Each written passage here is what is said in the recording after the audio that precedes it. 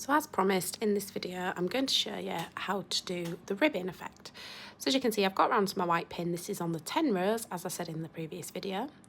So I'm going to start on the next pin to the white pin so that I know that when I get to the end it should all line up. So I'm just going to untuck my project from the little fingers that hold it down and bring that top stitch over the hook.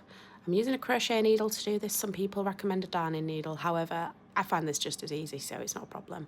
And then I'm going to go in with this plastic crochet hook and I'm just going to get all the way to that bottom stitch, and then I'm going to pop that in there. And all I'm going to do is I'm going to single crochet all the way back to the top. So picking that stitch up, hooking that on, and I'm going to pull that through. You will find this a little bit fiddly to start with, but I promise it is really straightforward and really easy. So just going all the way to the top like that. Take your time on your first few goes because it can be quite fiddly. What you will notice is I always keep hold of that bottom stitch or the next stitch along, just to make sure if I do slip it off my hook, which you will see I do from time to time, it doesn't obviously run off with me and I can just rehook it and carry on. So once you get to the top, you're going to loop that back over your needle. It'll just pop on. It can be a bit tight at the top. Thread your work back under the fingers, and I've completed that row as a rib. So now I'm going to move along. I'm going to skip a pin and then go to my next pin.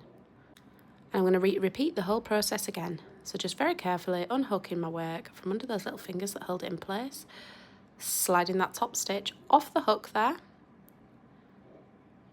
Can be quite tight sometimes, but take your time, pinching that very bottom stitch again as I pointed out, and then your work will just come apart and you can simply crochet all the way back to the top as we've just done.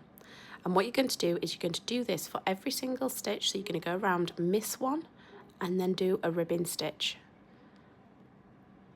So as you can see, it can be quite fiddly. It does take time, but it is really worth it because at the end you get a lovely completed finish.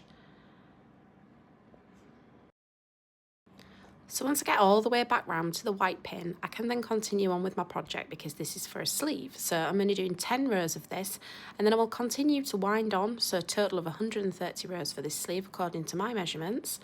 And then that will leave at the end a ribbed sleeve effect at the bottom. I do have two to show you, and I will show you at the end. So I'll do another video on this as I put the project together. We'll also do some videos on paneling if you'd like to learn how to do that as well. Thanks for watching.